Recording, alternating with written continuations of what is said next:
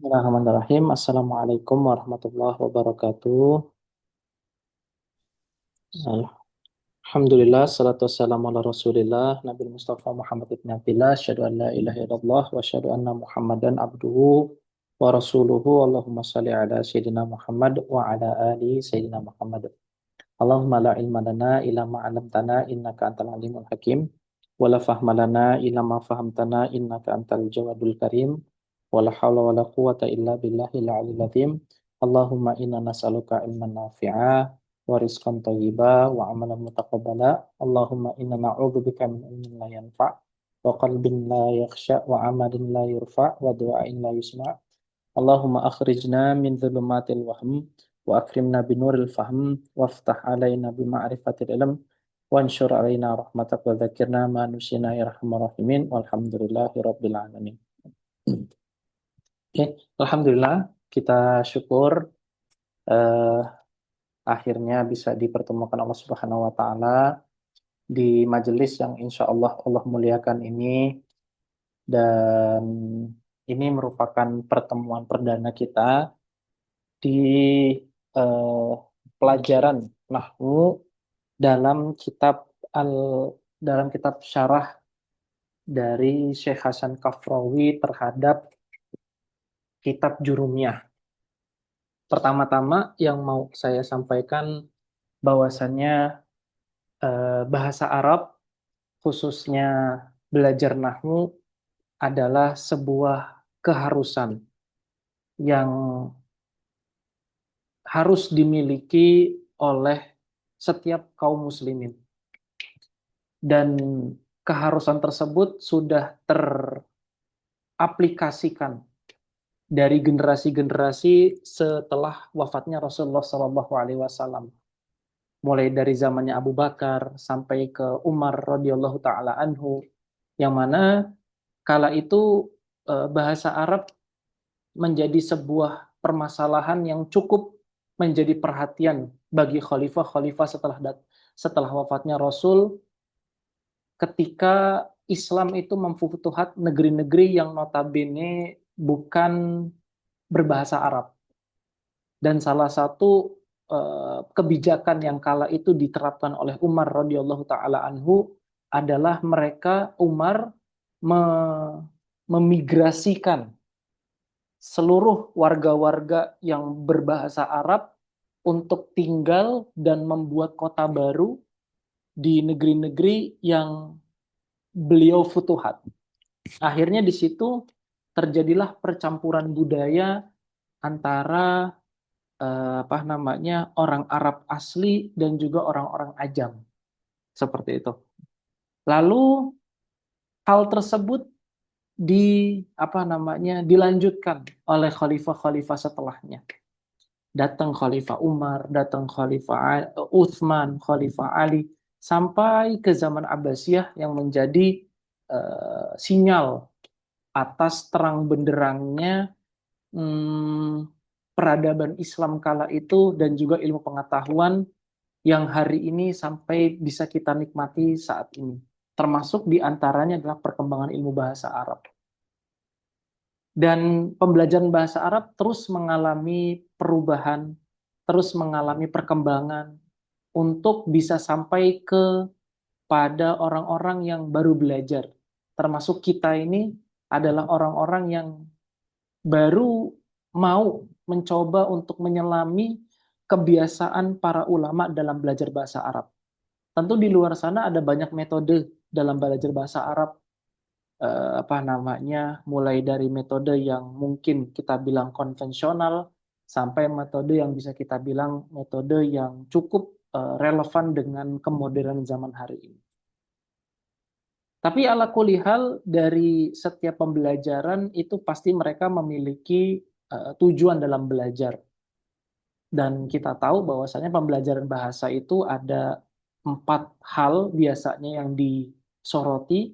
Pertama yaitu adalah kemampuan dalam membaca, kemampuan dalam mendengar, kemampuan dalam berbicara, dan kemampuan dalam menulis. Nah, untuk pembelajaran yang saya ampu, dan izinkan saya juga sekaligus memperkenalkan diri untuk yang belum kenal, Nama saya Muhammad Fikri Al-Ghifari. Saya sekarang lagi studi di Universitas Al-Azhar Kairo, sedang menempuh pendidikan strata 2. Nah, untuk pembelajaran yang biasa saya ampu dan sering saya ampu, biasanya itu menekankan pada dua hal. Pertama adalah kemampuan kita dalam membaca, yang kedua kemampuan kita dalam menulis. Nah, dua hal itu yang menurut saya adalah yang bisa saya lakukan untuk bisa berkontribusi terhadap teman-teman yang jauh dari negeri-negeri Arab, khususnya teman-teman di Indonesia. Jadi kalau misalkan nanti kita boleh sepakati bahwasanya tujuan akhir dari pembelajaran kita belajar bahasa Arab dalam kitab ini adalah kita mampu untuk menulis serta mampu untuk membaca. Dan yang mungkin yang paling disoroti nanti adalah kemampuan kita dalam membaca. Dan kemampuan dalam membaca itu setelah saya coba telisik lebih dalam lagi, saya coba istikharah untuk memilih kitab apa yang sekiranya tepat untuk bisa disajikan ke teman-teman yang ada di Indonesia, maka terpilihlah kitab Syarah Al-Kafrawi ini. Syarah Al-Kafrawi ini termasuk syarah yang boleh saya bilang ini syarah berupa yang apa? Ini syarah yang merupakan hasil dari puluhan tahun penulis itu mengajar. Kenapa? Karena bahasa yang digunakan itu adalah bahasa yang lekat dan erat di telinga para pelajar. Di saat yang sama, beliau juga memberikan kita sebuah gambaran secara utuh dan menyeluruh tentang bagaimana cara kita memiliki kemampuan untuk bisa menganalisa sebuah bacaan sekaligus kemampuan kita dalam menulis. Nah, meskipun yang menulis ini nggak terlalu nampak, tapi bisa kita indera dari cara beliau menyusun dan juga membahasakan maklumat yang ingin beliau sampaikan terhadap kitab beliau ini. Nah, terpilihlah kitab Al-Kafrawi ini dengan berbagai pertimbangan dan adatnya para ulama, dan mungkin sebagian teman-teman sudah pernah bersama saya di sini. Insya Allah saya akan menyelesaikan kitab ini biiznillahi ta'ala, tapi kemungkinan kalau boleh kita bertarget, kemungkinan kita akan selesai, kemungkinan paling cepat itu dengan catatan kita semuanya sama-sama istiqomah, saya diberikan kesehatan, teman-teman diberikan kemampuan dan juga kesehatan juga. Insya Allah kita akan selesaikan sekitar 8 bulan. Artinya itu sudah yang paling cepat lah kalau saya boleh bertarget, karena melihat kitab-kitab sebelumnya saya selesai dengan 38 minggu. 38 minggu, dan yang paling cepat saya waktu itu yang juga pernah juga saya khatamkan itu ada sekitar 48 minggu. Artinya kurang lebih sekitar 8 bulan atau 9 bulan. Saya berharap teman-teman di sini istiqomah, satu, yang kedua bersabar, yang ketiga adalah mau untuk berusaha juga, sama-sama kita memurojaah, mudzakarah, ataupun saling tukar pikiran, diskusi tentang apa yang telah dipelajari. Dan insya Allah nanti juga saya akan coba bantu dengan beberapa latihan, dengan beberapa tambahan-tambahan catatan pribadi saya untuk saya bagikan ke teman-teman. Nah, itu mungkin yang apa namanya yang bisa saya sampaikan di awal ini. Kalau misalnya teman-teman punya semacam kayak saran ataupun masukan ataupun hal-hal yang sekiranya nanti bakalan terjadi dan tadi saya belum sempat untuk sebutkan, boleh di awal ini kita buat kesepakatan dulu apakah akan seperti apa dan bagaimana cara kita untuk bisa melangsungkan pembelajaran yang kurang lebih memakan waktu sekitar mungkin bisa saya katakan 8 bulan, atau lebih cepat mungkin kita akan habiskan sekitar 45 minggu. Nah, seperti itu. Silakan kalau misalkan mau ada saran di awal ini. Dan tadi saya sudah perkenalan diri ya. Ya. Semoga teman-teman sudah pada kenal saya dan atau setidaknya pernah mendengar saya membaca juga ataupun melihat YouTube saya pribadi juga. Ya, alhamdulillah kalau sudah ada info. Oke, tafadhol kalau misalkan ada yang mau memberikan masukan atau saran silakan.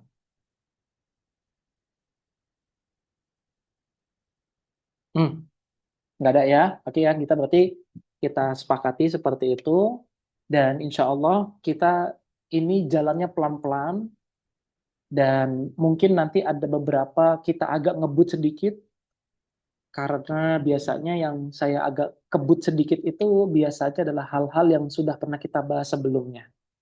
Oke. Terus yang berikutnya yang nggak kalah juga mau saya sampaikan pertama, jadi kita belajar nahwu itu adalah kita bicara soal maklumat yang antar maklumat itu dia saling berkaitan. Ibarat kita itu belajar nahwu itu kayak kita lagi bangun rumah. Dan kita akan membangunnya dari yang paling dasar, yaitu pondasi, sampai ke paling atas, yaitu atap. Jangan sampai nih, ketika kita dalam membangun ini ada yang bolong. Karena kalau ada yang bolong satu, maka itu akan menghancurkan bangunan yang akan kita bangun. Artinya, yang mau saya sampaikan di sini, ketika nanti teman-teman di sini ada halangan, ada izin, ada keperluan, mohon untuk segera dikejar. Dikejarnya boleh dengan bertanya, ataupun nanti juga akan saya sediakan record dan insya Allah, dan saya mohon izin juga untuk saya upload di channel pribadi saya, nanti bisa tuh diakses di situ. Semoga dengan ikhtiar kita ini bisa menjaga kontinuitas kita dalam belajar dan menjaga keistiqomahan kita dalam belajar. Karena umumnya begini yang saya temui, teman-teman itu semangat di awal, terus tiba-tiba karena ada keperluan, karena ada hal-hal yang mendesak lainnya, entah itu pekerjaan, entah itu tanggung jawab yang lainnya, akhirnya izin. Izinnya sekali, terus dua kali, habis itu ngerasa ketinggalan. Enggak, jangan pernah kita merasa ketinggalan. Bahkan kita tuh harus selalu pede saja karena ilmu itu datangnya dari Allah dan kita mintanya sama Allah Subhanahu wa taala. Semoga Allah terus istiqomahkan kita dalam belajar ini. Saya juga berharap dan berdoa sama Allah semoga saya bisa istiqomah ngajar sampai selesai. Artinya kita sama-sama saling berdoa dan saling optimis kita kalau kita nggak bakal ketinggalan. Dan pesan saya di awal ini pesannya begini. Mata man bada'a. Tidak akan pernah terlambat orang yang sudah memulai. Artinya kalau sudah kita memulai dengan penuh keikhlasan, dengan penuh keyakinan, jangan sampai kita diberhentikan oleh kondisi, diberhentikan oleh hal-hal yang sekiranya sebenarnya kita mampu kok untuk bertahan dalam kondisi itu, tapi kita malah memilih untuk meninggalkannya dan akhirnya kita nggak lanjut istiqomah lagi. Nah itu nggak nggak ingin yang nggak ingin saya apa namanya nggak ingin terjadi di tengah teman-teman sekalian ini. Dan berikutnya yang juga mau saya sampaikan juga bahwasanya nanti kalau misalkan mau ada tanya jawab, ada hal-hal yang sekiranya perlu untuk ditanyakan lebih, silahkan ajukan pertanyaan di kolom di grup.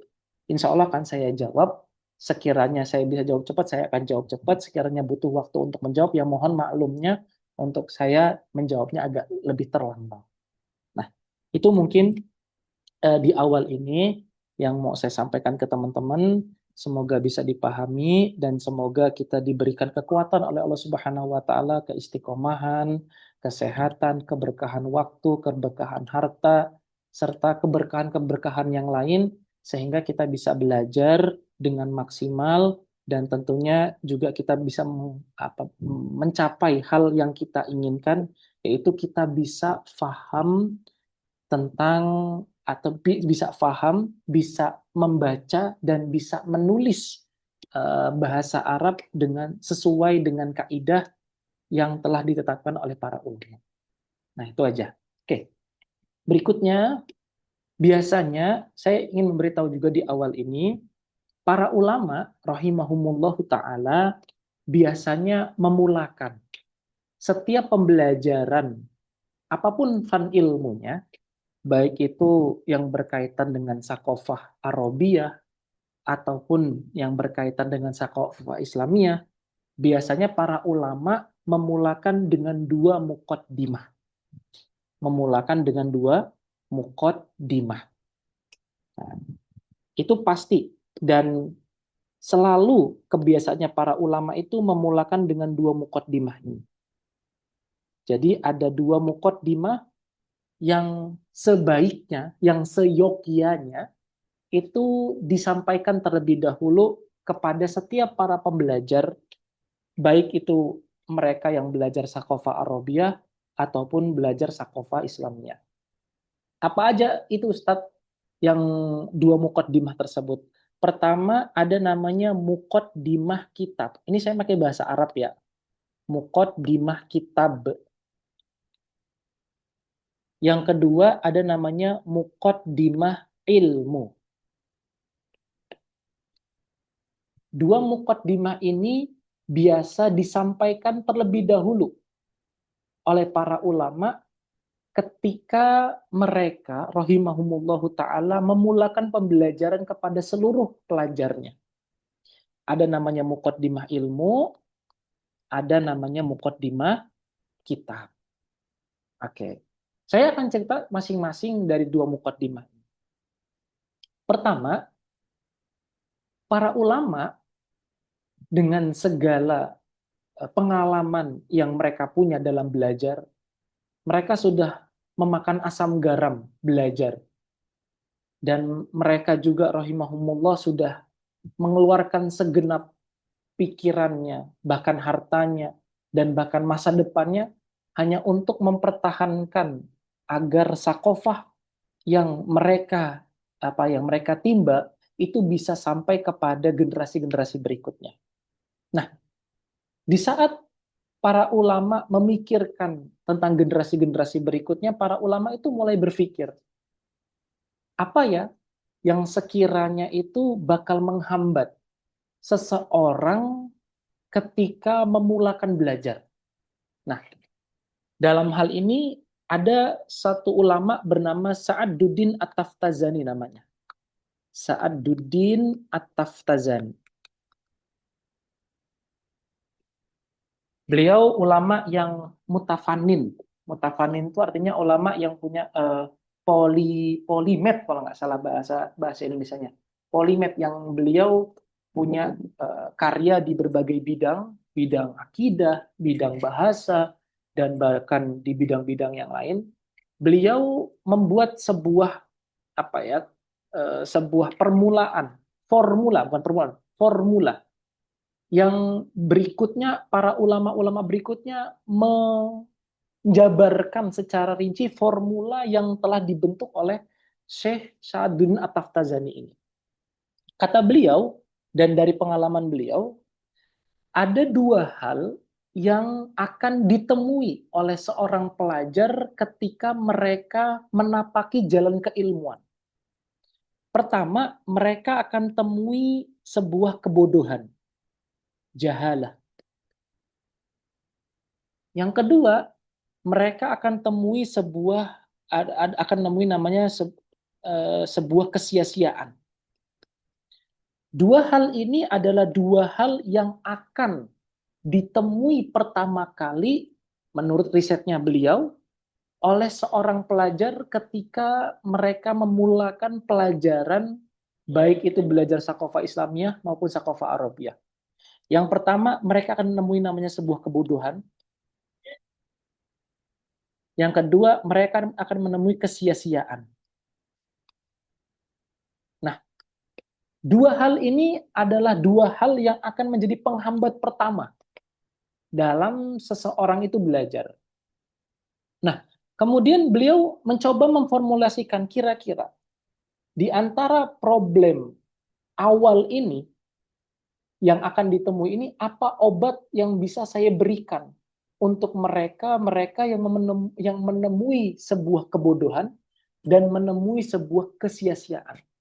Nah, ternyata di saat beliau meriset tentang hal tersebut, beliau juga mendapati bahwasannya kebodohan ini ada dua macam. Dan kesia-siaan ini juga ada dua macam. Atau para ulama bilang bahwasannya ini ada kebodohan yang sifatnya mutlak.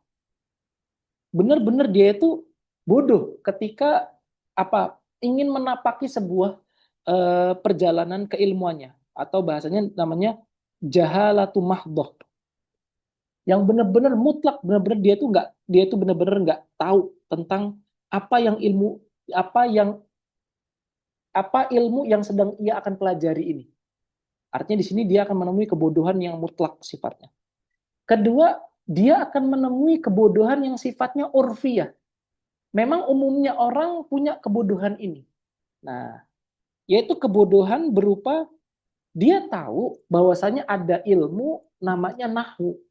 Tapi dia nggak tahu sebenarnya ilmu ini bahas tentang apa sih. Spesifikasinya dia nggak tahu. Dia hanya tahu sekedar selentingan orang. Oh, kalau mau belajar bahasa Arab, belajar nahwu dulu. Dia hanya tahu seperti itu saja. Dia hanya kenal nama, tapi nggak kenal spesifikasi yang mendetil tentang apa itu nahwu. Nah, berikutnya, Syekh Sa'aduddin At-Taftazani juga ketika merinci permasalahan kedua, beliau juga mendapati bahwasanya nanti pelajar itu akan menemui sebuah kesia-siaan. Kesia-siaan yang itu juga ada yang sifatnya mahdhah atau kesia-siaan yang mutlak, artinya dia tuh benar-benar nggak tahu tujuan dibangunnya, dikodifikasikannya ilmu ini apa. Atau yang kedua, dia itu tahu fungsinya, hanya saja dia tidak bisa menggunakan dengan tepat. Sehingga pengetahuan dia itu terhadap ilmu yang dia pelajari itu kurang bisa memberikan efek bagi kehidupannya. Nah, ini yang disebut sebagai namanya abath yang urfiyah. Yang urfiyah, yang umumnya orang akan mendapati itu. Nah, 4 hal inilah yang oleh Syekh Sa'aduddin At-Taftazani formulasikan untuk mereka yang akan memulai pelajarannya dalam mempelajari Saqafah Islamiyah maupun Saqafah Arabiyah. Nah, sebelum mendetil mengenai keempat hal ini, kira-kira ada pertanyaan ataupun ada hal yang mau didiskusikan? Silakan.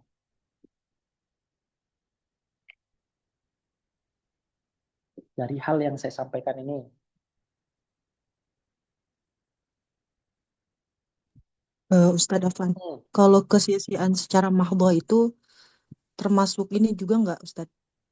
Ikutan semua kelas, tapi nggak Nah, ngerti urgennya apa gitu. termasuk itu mungkin. Termasuk. Gitu. Karena apa namanya mahdoh ini juga kalau misalkan ya itu sebenarnya bisa masuk ke urfiah juga gitu loh. Cuman kalau benar-benar dia sampai ikut semua kelas gitu loh dan dia belum tahu mana yang prioritas baginya, itu bisa kita masuk ke dalam abas kesia-siaan yang mahdoh.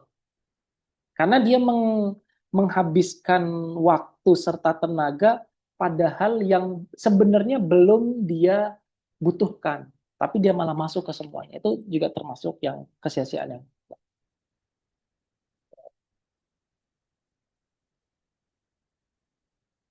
gitu ya. Oke, oke, ada lagi yang lain? Oke, ada ya. Oke, kita lanjut. Lanjut.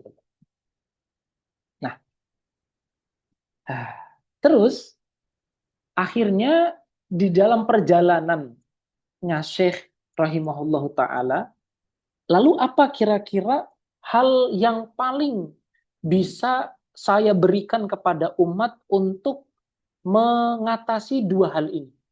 Nah, ternyata beliau rahimahullahu taala mendapati formulasi bahwasanya untuk menghilangkan kebodohan di awal pembelajaran seorang pelajar ketika menginjakkan kaki untuk belajar suatu ilmu, maka beliau merekomendasikan agar tolib tersebut atau pelajar tersebut mengetahui tentang definisi dari ilmu yang dia pelajari. Atau bahasa Arabnya itu at-ta'rif. Dia harus tahu dulu takrif.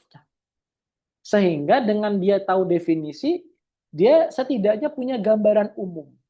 Ibarat ketika kita ada seorang pemburu gitu ya, mau memburu di sebuah hutan, hutannya asing bagi dia. Maka setidaknya ada informasi tentang hutan tersebut. Hutan tersebut di daerah ini ada apa namanya cenderung curah hujannya tinggi, terus bebatuannya cenderung licin, lalu apa namanya ada hambatan-hambatan pohon-pohonnya besar-besar dan juga cenderung apa namanya gampang runtuh dan lain sebagainya. Nah itu adalah informasi-informasi yang setidaknya harus dimiliki oleh seorang pemburu. Nah sama dengan seorang tolib itu mengetahui tentang definisi, dia berarti sedang mengetahui atau sedang menerka masalah apa yang dijabarkan dalam ilmu tersebut.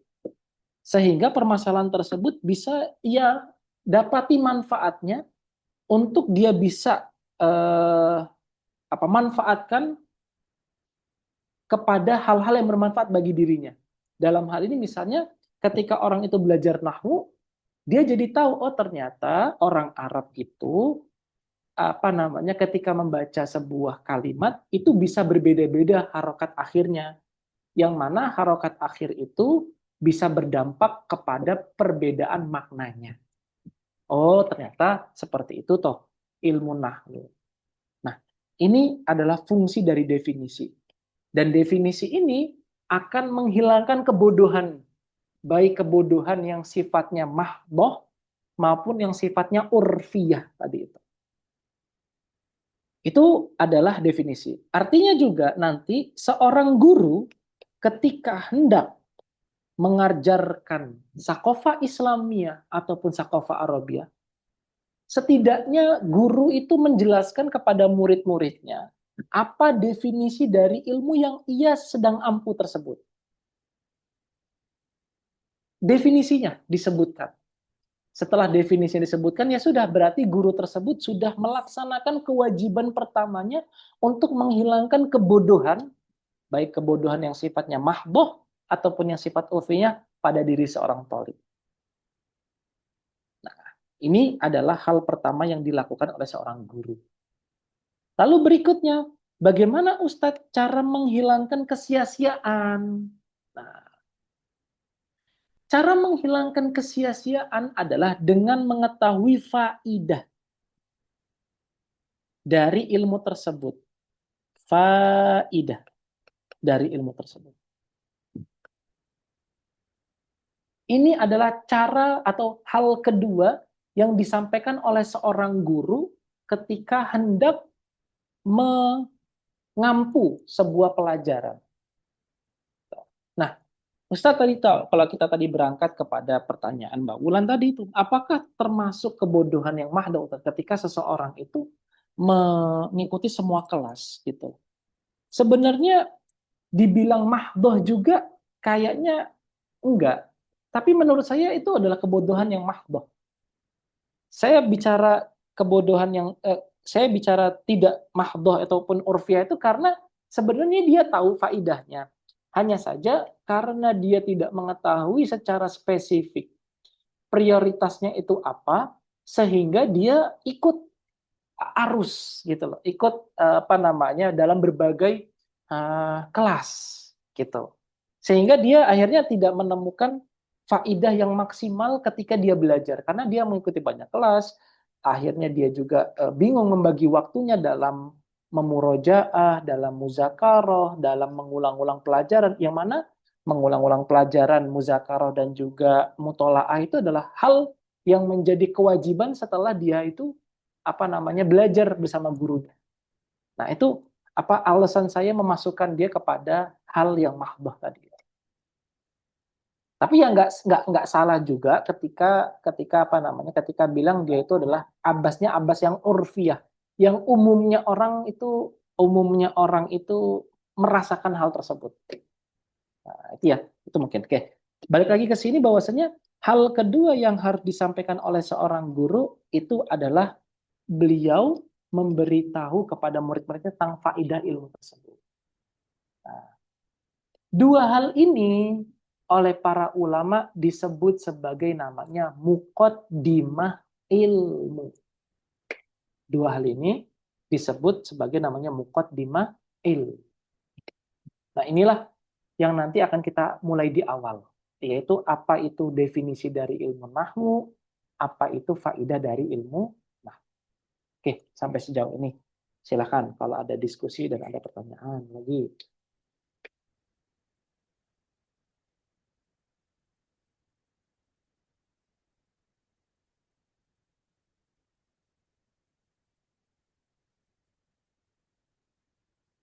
Hmm. Ada yang baru pertama kali dengar tentang hal ini? Juga silahkan di apa namanya dikomentari lah. Dan semoga kita bisa apa ya mengajarkan, belajar dan mengajar sebagaimana para ulama mengajar dan belajar. Dan setidaknya kalau toh kita nanti pada akhirnya tidak menjadi ulama, kita mati di jalannya para ulama. Gitu aja. Oke, kalau nggak ada, kita lanjut ke yang kedua, yaitu muqaddimah kita. Tentu kita sudah paham sebenarnya setiap tulisan atau setiap bacaan itu pasti punya yang namanya muqaddimah atau kata pengantar lah bahasa kita. Nah, kata pengantar dalam sebuah buku itu biasanya adalah sebuah apa ya, sebuah isyarat untuk dia sampai kepada maksud kenapa buku itu ditulis. Apa manfaatnya dari buku tersebut. Nah, itu kurang lebih adalah hal-hal yang dibicarakan dalam muqaddimah kitab. Nah, dalam hal ini para ulama kita rahimahumullah taala yang seperti yang dikemukakan oleh Syekh apa namanya Al-Khatib At-Tibrizi. Saya lupa nama kitabnya apa. Cuman beliau di sini Makrizi bukan Tabrizi, Makrizi. Al-Khatib Al-Makrizi. Makrizi. Beliau bilang bahwasannya setidaknya dalam muqaddimah kitab itu disebutkan beberapa perihal. Atau bahasa umumnya itu ada 8 hal yang harus disampaikan dalam muqaddimah kitab. Yang mana 4 di antara itu sifatnya wajib bagi seorang penulis untuk menyampaikan hal tersebut. 4 di antaranya sifatnya itu adalah anjuran atau mustahab. 4 itu apa aja Ustadz? Pertama disebutkan basmalah, hamdalah, solawat, serta syahadat. Ya, solawat, basmalah, hamdalah, solawat, tercakup juga itu syahadat. Nah, itu adalah 4 hal yang wajib atau mesti dilakukan oleh penulis kitab ketika menulis kitab. Nah, 4 hal berikutnya yang juga nggak kalah penting adalah pertama ada namanya judul kitab. Terus yang kedua dia juga harus mengetahui tentang nama dari kitab yang judul kitab itu tadi ya. Terus sebab dia menulis kitab tersebut. Yang ketiga adalah qaul amma ba'du, perkataan amma ba'du. Itu juga mesti dianjurkan untuk ada. Lalu yang keempat ya, nama kitab tadi udah, sebab penulisannya, lalu ada perkataan amma ba'du, yang keempat adalah ini hal yang paling penting yang juga menjadi anjuran namanya baro'atu al-istihlal. baro'atu al-istihlal. Baro'atu al-istihlal itu apa Ustadz? Jadi musonif kitab atau penulis kitab itu di dalam muqaddimahnya sudah menggunakan istilah-istilah dari ilmu atau dari buku yang ia tulis. Misalnya kalau misalnya seorang khotib mau bicara soal kematian. Nah, khotib tersebut dikatakan sebagai orang yang baro'atul istihlal dengan membuka khutbahnya dengan ayat-ayat kematian atau dengan nasihat-nasihat kematian atau dengan hadis-hadis kematian. Nah, ketika seorang khotib membuka khutbahnya dengan dengan ayat-ayat kematian, dengan nasihat-nasihat kematian, secara tidak langsung pendengar itu tahu isyarat apa atau topik apa yang menjadi bahasan yang ingin disampaikan oleh khotib tersebut. Oh, kayaknya khotib ini itu berbicara soal kematian kayak ini. Soalnya dari di awal beliau sudah membahas tentang ayat-ayat kematian terus. Oh ya, saya sudah tahu. Setidaknya saya tahu bahwasanya nanti musonif khutbah atau khutbahnya tentang kematian. Nah, kenapa itu harus disebutkan Ustadz? Jadi orang Arab umumnya, para penyairnya itu apa ya? Menaruh perhatian yang mendalam terhadap sebuah muqaddimah. Karena ketika muqaddimahnya ini gagal, syairnya nggak akan pernah didengar. Artinya, seorang penyair ketika nggak baro'atul istihlal, tidak menggunakan baro'atul istihlal dalam syairnya, dalam dia itu mengungkapkan apa yang ingin ia sampaikan, maka pendengar dan juga pembaca itu langsung ya melengos ke alah ini mah nggak bagus lah pasti lah orang pembukanya udah nggak bagus seperti itu. Maka ketika ketika Islam datang dan khususnya dalam ini Al-Qur'anul Karim, setiap ayat yang menjadi pembuka itu pasti adalah ayat-ayat yang mempunyai isyarat, bahwasanya ayat ini bicara soal ini loh. Karena di awal ayat ini bicara soal tentang misalnya tentang eh, tidak ada keraguan di dalamnya sedikit pun. Oh, berarti surat Al-Baqarah ini bicara banyak tentang pentauhidan kepada Allah Subhanahu wa taala dan tentang mengisbat atau mengukuhkan bahwasanya agama Islam merupakan agama yang paling benar. Oh, dari situ saya tahu bahwasanya Al-Baqarah ini bicara soal seperti itu. Nah, begitupun juga dengan surat-surat yang lain.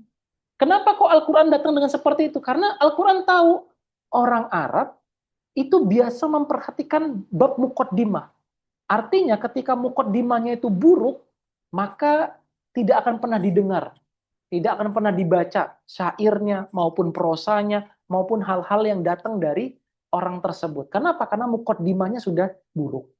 Nah, oleh karena itu kita dapati bahwasanya sampai hari ini tidak ada yang bisa mengungkapkan secara spesifik makna alif lam mim sod, kaf ha ya ain sin, kaf ha ya ain, terus hamim toha ila akhirih. Nah, itu sampai sekarang belum ada yang mampu menjelaskan secara spesifik makna dari fawatihus suwar itu. Artinya Al-Quran itu tahu kebiasaan orang itu ketika muqaddimahnya itu sesuatu yang hebat, maka pasti yang datang berikutnya adalah sesuatu yang luar biasa juga. Maka Al-Quran datang dengan baro atau istihlal juga. Nah, itu adalah hal-hal yang berkaitan dengan muqaddimah kita. Artinya ada 4 hal yang wajib, ada 4 hal yang sifatnya anjuran. 4 hal yang wajib, pertama adanya basmalah, terus hamdalah, basmalah, hamdalah,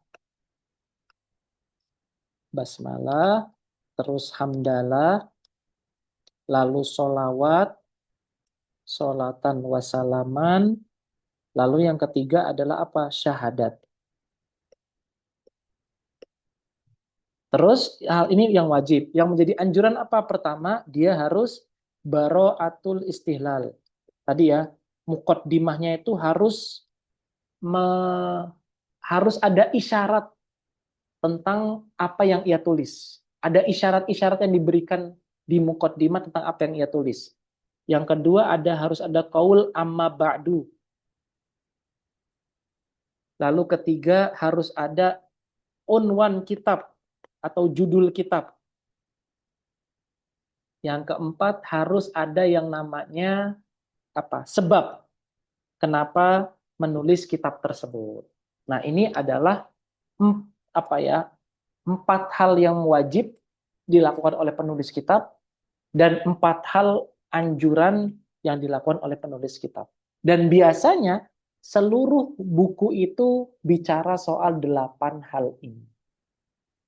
Nah, nanti kita akan dapati muqaddimah kitab dalam syarah Kafrawi pasti ada 4 hal. Bahkan 8 hal. Nah, itu ya. Oke, sampai di sini. Silakan kalau ada diskusi dan pertanyaan, ada hal-hal yang apa namanya sekiranya kurang difahami, tafadhol.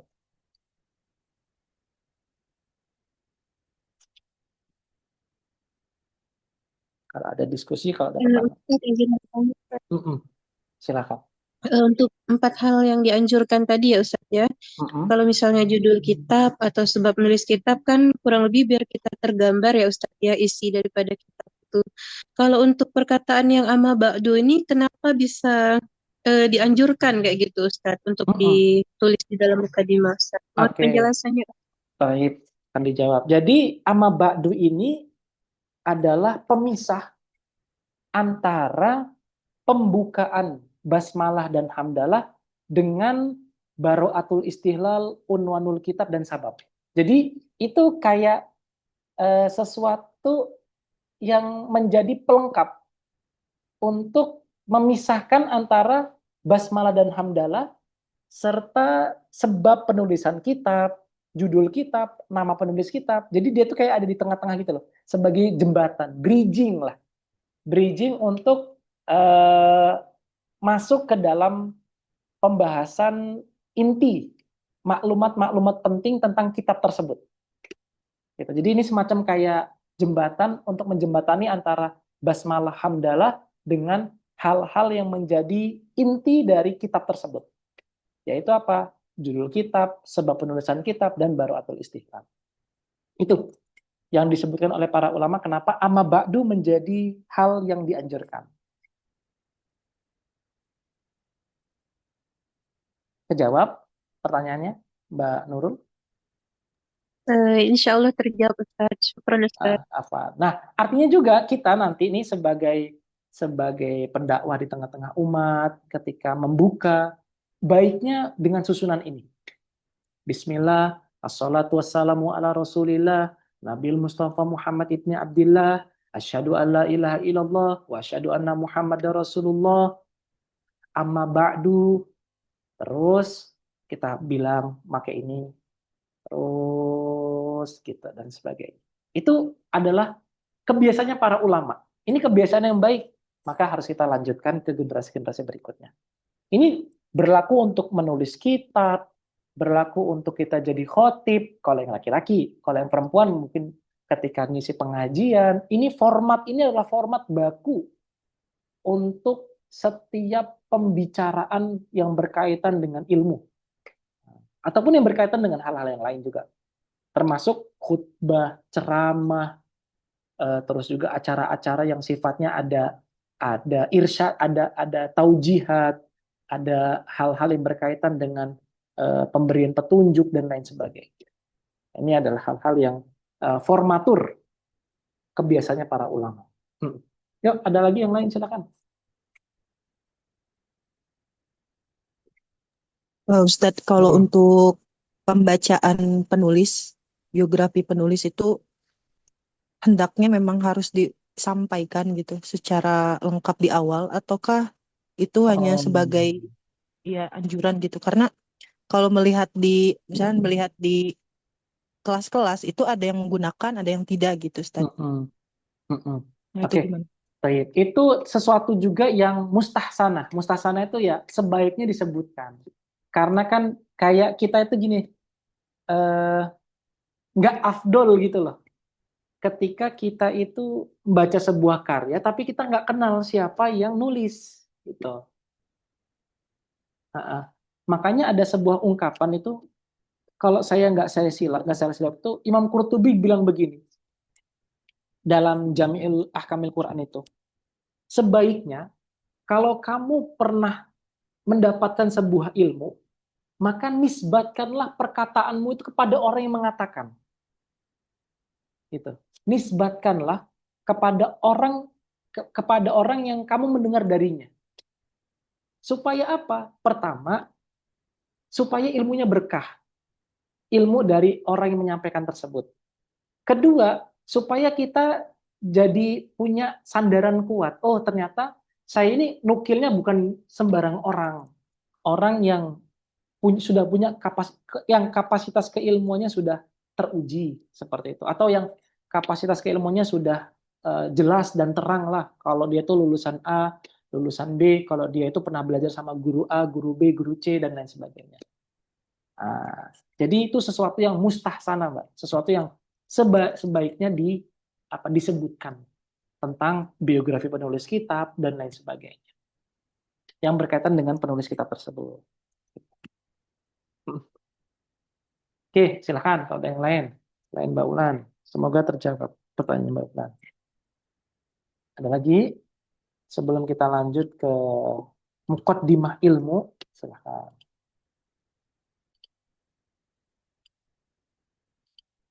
Nggak ada ya? Oke, baik. Yuk kita lanjut ke muqaddimah ilmu. Mungkin di awal ini saya akan langsung ke faidah saja dulu. Ke faidah dulu. Karena biasanya kan orang awam dan umumnya para pelajar itu biasa diberikan kayak semacam, kalau bahasanya kami itu namanya tashwik, kayak semacam spoiler gitu loh, spoiler untuk teman-teman itu mau lebih semangat lagi dalam belajar bahasa Arab. Oke, faidahnya apa sih Ustadz? Untuk kenapa kok kita harus mempelajari ilmu nahwu? Oke, pertama, yang pasti ini merupakan anjuran dari para salafus soleh untuk menyempurnakan agama ini secara maksimal dan secara optimal. Kenapa begitu? Karena agama ini datang dalam keadaan berbahasa Arab.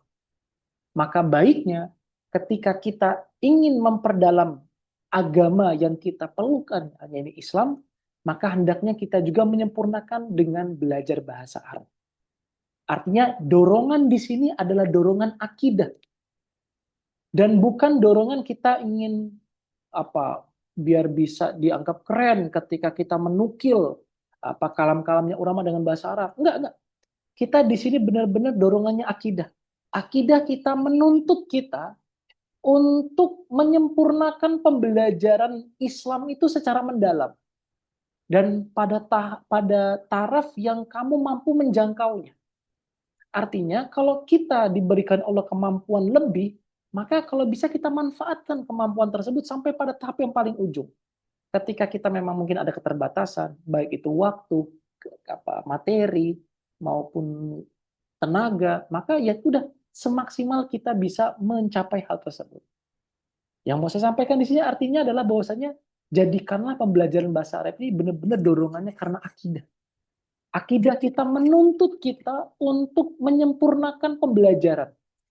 Karena Al-Quranul Karim serta hadis-hadis Rasulullah SAW itu berbicara tentang keutamaan ilmu, keutamaan belajar, yang mana belajar dan ilmu ini dimulai dengan sesuatu yang paling esensi, yaitu apa? Bahasa Arab. Dan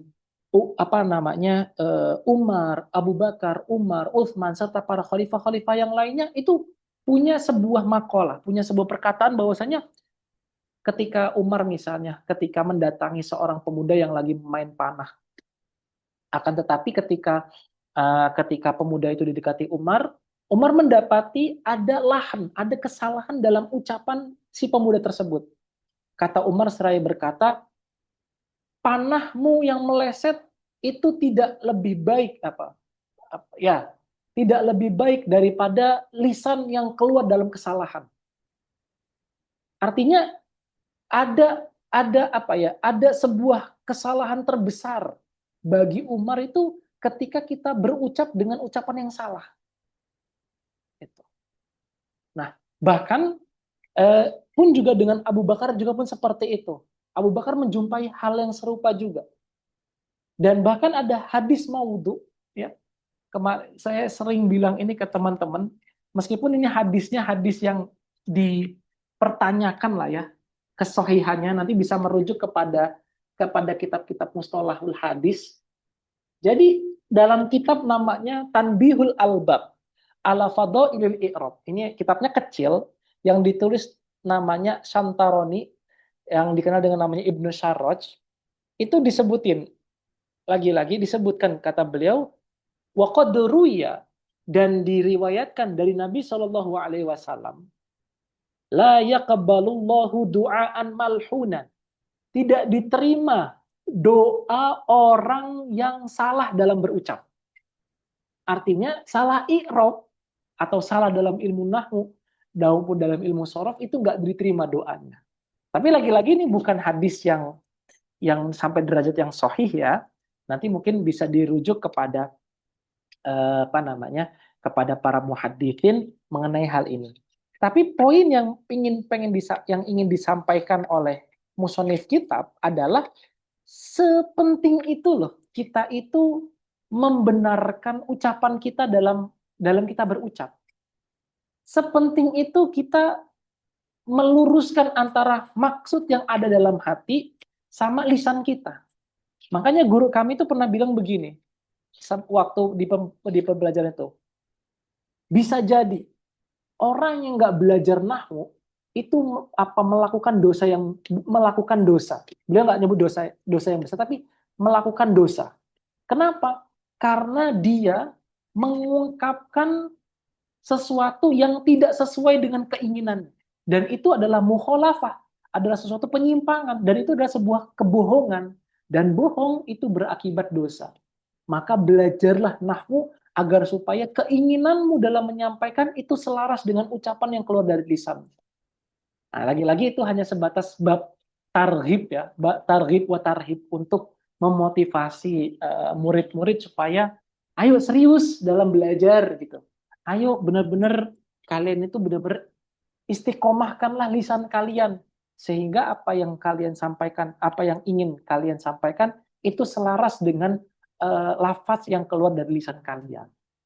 Nah, lagi-lagi itu hanya sebatas targhib wa tarhib ya, sebatas bab untuk menyemangati lah, supaya murid-murid kita ataupun nanti orang-orang yang belajar bersama kita itu lebih semangat dalam belajar. Nah itu faidah pertama. Faidah kedua tentunya kita bisa memahami kalamullah dalam Al-Quran dan kalamu Rasulullah SAW dalam hadis.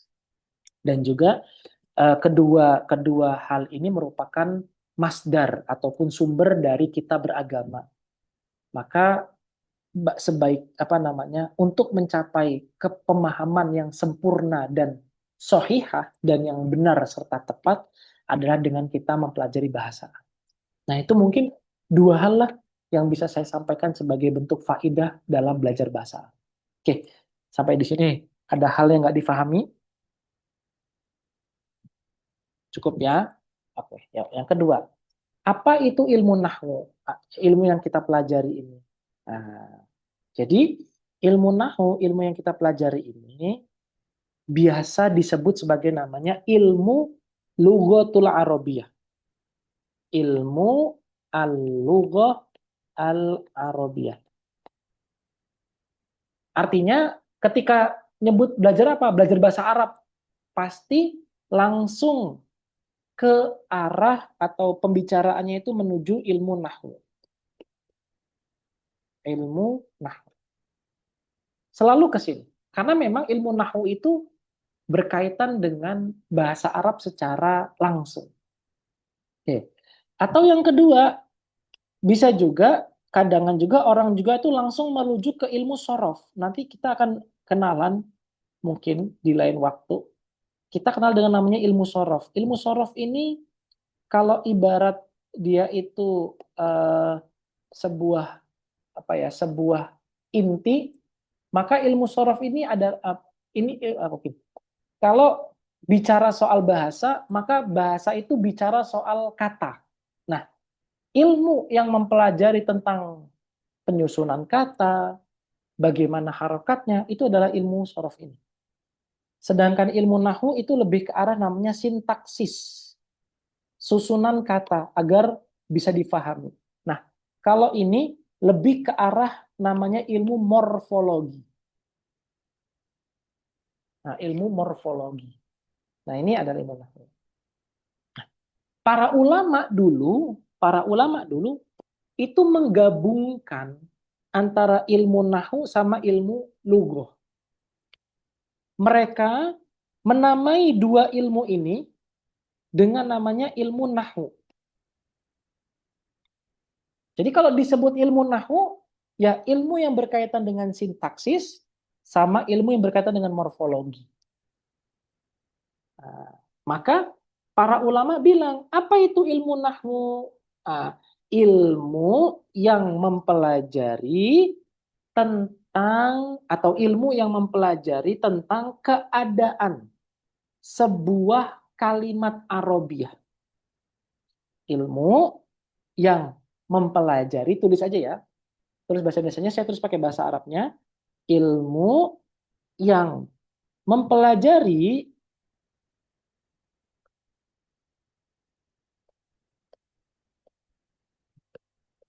tentang keadaan kalimat Arabiah,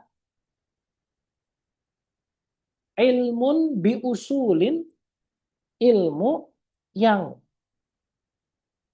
dengan ilmu tersebut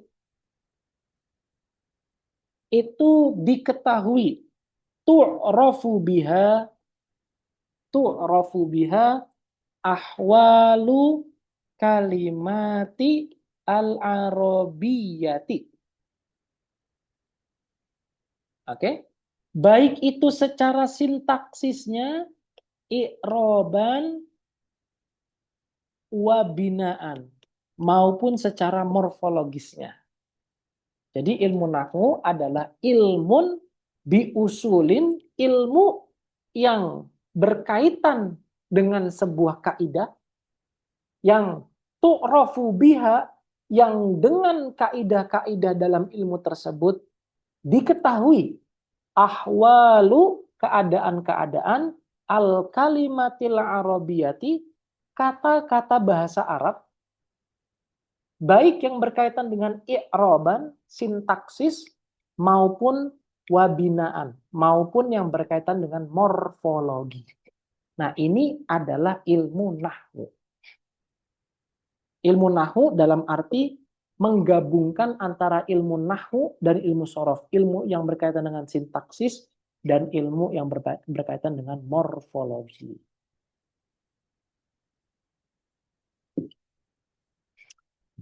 Oke, ada ketinggalan sampai sejauh ini? Mbak Ulan, Mbak Widya, Mbak Nurul, Mbak Wahida? Ada yang ketinggalan? Silakan. Yang lain juga.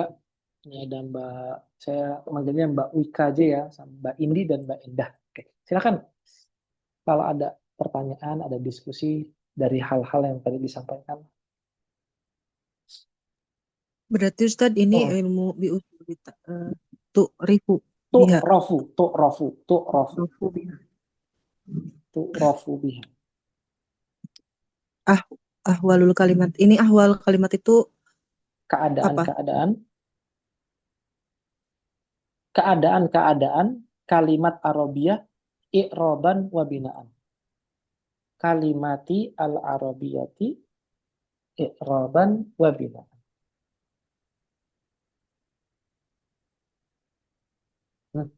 Ini definisi ilmu nahwu, Ustaz. Ilmu nahwu sebelum dipisah sama ilmu sorof. Oh, belum tercetuskan nama sorofnya. Sebelum Apa dipisah, udah? Pak. Sebelum dipisah. Belum. Jadi nanti ada pemisahan antara ilmu nahu sama ilmu sorof. Tapi tetap ada dia. Maksudnya Tetap, si kata sorofnya itu. kata sorofnya tetap ada di kalimat binaan ini. Binaan. Oh, Binaan ya. di dalam binaannya ya. Iya, di dalam binaannya. Kalimat binaannya ini. Tapi tetap di sini dimasukkan ke dalam definisi ilmu nahu. Betul, karena ilmu nahu sama ilmu sorof itu bergabung awalnya. Ini pas awal apa Ustadz? Ketika digabung. Ah, awal mula gini. Jadi dulu pembelajaran bahasa Arab itu menggabungkan antara dua ilmu ini secara langsung dalam satu kitab, dalam satu Ya, buku. Nah, ulama-ulama berikutnya akhirnya meneliti lagi, oh ternyata ada ini irisan yang cukup jauh antara ilmu nahu sama ilmu sorof ini. Akhirnya para ulama memisahkan tuh, khususnya ketika zaman kalau saya silap 300 Hijriah sampai 500 Hijriah itu mulai dipisah antara ilmu nahu sama ilmu sorof.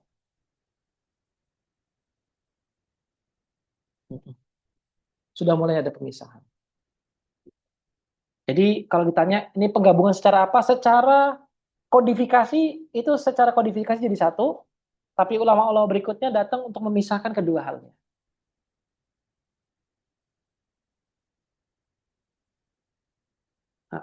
Oke, yang lainnya ada masalah sampai sejauh ini, Mbak Indi? Terus tadi tanya ada yang tanya juga Mbak Nurul, ada diskusi?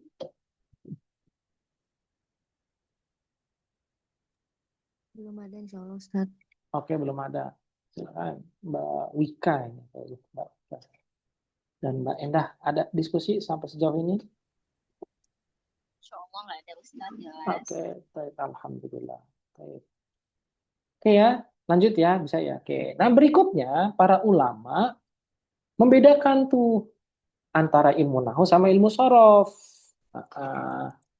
Apa perbedaannya Ustaz? Jadi ilmu nahu yang tadinya satu itu dipecah menjadi dua nama. Jadi ilmu nahu itu dipecah jadi dua nama. Pertama ada namanya ilmu i'rab yang kita kenal hari ini dengan namanya ilmu nahu. Namanya ilmu i'rab pakai ain. Yang kedua ada namanya ilmu sorof. Nah, yang kita lagi bahas adalah ilmu i'rab ini. Yang lagi kita bahas adalah ilmu i'rab ini. Apa itu Ustadz? Dia adalah sama seperti tadi, sama seperti ini formatur penulisannya. Ilmun, dia adalah sebuah ilmu yang ada kaidah yang dengan kaidah tersebut tu'rafu biha, yang dengan kaidah tersebut diketahui apa? Ahwal juga, keadaan, al-kalimat, kata-kata, kalimat bahasa Arab, kata-kata bahasa Arab. Kalau tadi i'roban wabinaan, oh, Afwan Mbak Wulan, Afwan, dan juga yang lainnya. Salah, saya silap. Di sini ada kesilapan saya, salah. Saya silap.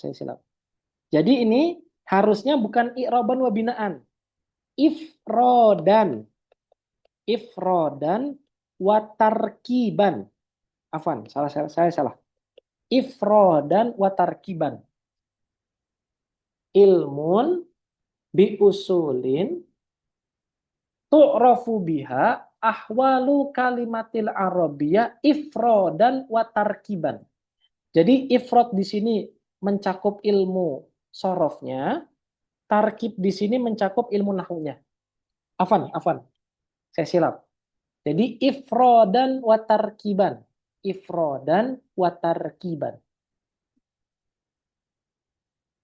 Oke ya.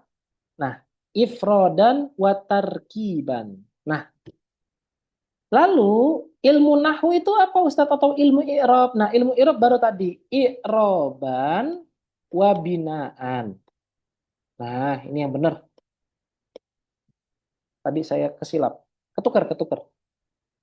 Jadi, ilmu bahasa Arab tadi adalah yang dia mengetahui ahwal kalimat Arabia secara morfologis dan secara sintaksis. Nah, tapi datang ulama berikutnya memisahkan antara ilmu nahwu yang kita sebut sebagai namanya ilmu i'rab dengan ilmu sorof. Apa ilmu i'rab? Ilmu yang mempelajari tentang kalimat Arabiyah yang kalimat tersebut itu berubah-ubah. Ini jadi i'rab ini artinya berubah-ubah. Berubah-ubah apanya Ustadz? Harokat akhir atau keadaan akhirnya. Keadaan akhirnya. Keadaan akhir. Keadaan akhir itu maksudnya keadaan huruf akhirnya.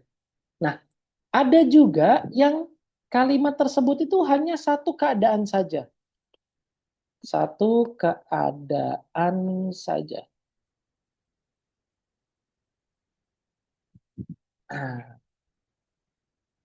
ini artinya ilmu nahwu itu bicara soal kalimat-kalimat mana saja yang mengalami perubahan di akhir dan kalimat-kalimat mana saja yang tidak mengalami perubahan di akhir.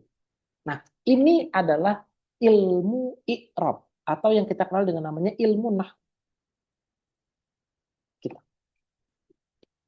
Ilmu biusulin tu'rafu biha ahwalu kalimatil arabiyah i'raban wa binaan. I'rab itu artinya berubah-ubah harokat akhirnya atau keadaan akhirnya. Sedangkan binaan itu artinya itu adalah satu keadaan saja. Satu keadaan saja.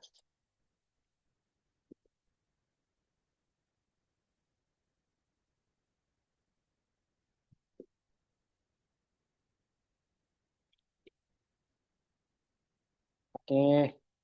Nah, sampai definisi ini kita sudah mengetahui dan kita sudah menghilangkan kesia-siaan dalam kita belajar. Kita sudah menghilangkan juga kebodohan kita dalam belajar.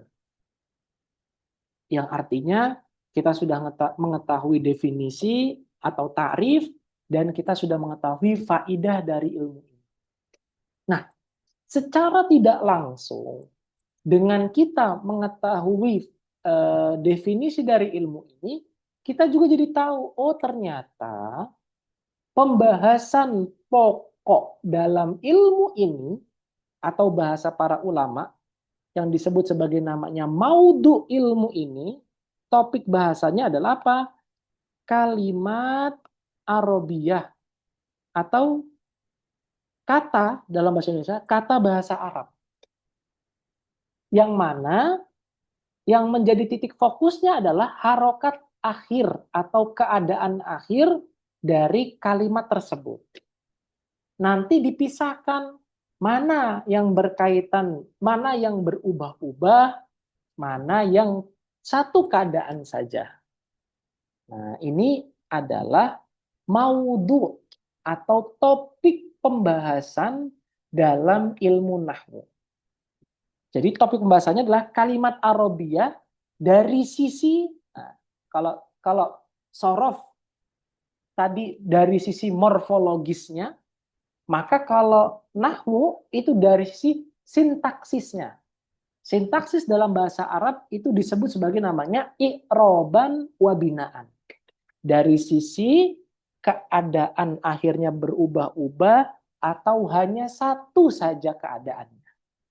Nah, ini adalah definisi dari ilmu nahwu, faidahnya dan juga maudhu'nya, topik bahasanya.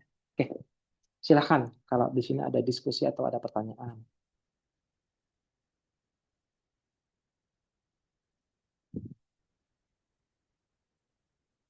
Oke, maghrib jam berapa? Utamanya Mbak Indi nih. Udah maghrib, masuk waktu maghrib Mbak ya? Sudah maghrib, Ustaz. Oke, baik. Kalau gitu kita cukupkan dulu, habis ini saja dulu. Silakan kalau ada. Insya Allah kita besok langsung ke kitabnya pekan depan dan kita langsung membahas. Semoga besok kita nggak terlambat karena ada teman kita yang Wita dia, waktu Indonesia Tengah, dia lebih dulu. Ada sebelum kita tutup pertanyaan? Cukup? Nggak apa ya. Hari ini segini dulu aja. Semoga nanti ada eh, ada rasa untuk mencari tahu lebih detail lagi mengenai tentang ilmu nahwu ini apa, perkembangannya seperti apa. Nah, itu yang saya harapkan dari teman-teman. Jadi mencari tahu lebih detail lagi sebelum memasuki rimba nahwu yang sesungguhnya. Nah, semoga dengan usaha-usaha kecil kita, kita bisa lebih punya keinginan dan lebih punya semangat serta motivasi kita dalam belajar ilmu nahwu. Itu aja dulu dari saya. Barakallahu li wa lakum. Semoga kita ketemu di pekan depan. Dan terakhir gini, mungkin ini kita sepakatan juga. Insya Allah semoga kalau misal ini saya harap kita nggak pernah libur setiap pekannya. Artinya kalau misalkan hari Sabtu saya tidak bisa, kemungkinan besar kita akan ganti hari Rabu. Gitu. Jadi di pekan itu mungkin kita akan ganti di hari Rabu. Tapi tetap jadwal utama kita adalah hari Sabtu sore. Gitu ya. Itu aja mungkin dari saya. Barakallahu li wa lakum. Kurang lebihnya mohon maaf dan saya mohon ampun. Kita tutup dengan ucapan hamdalah. Alhamdulillahirabbil alamin dan kita majelis subhanakallahumma wa bihamdika nasyhadu an la ilaha illa anta nastaghfiruka wa natubu ilaik. Wassallallahu ala sayyidina Muhammad wa ala ali sayyidina Muhammad. Kurang lebihnya mohon maaf dan saya mohon ampun. Dan nanti kalau ada pertanyaan silahkan langsung ke grup aja ya. Ini saya izin tutup. Ya, wassalamualaikum warahmatullahi wabarakatuh.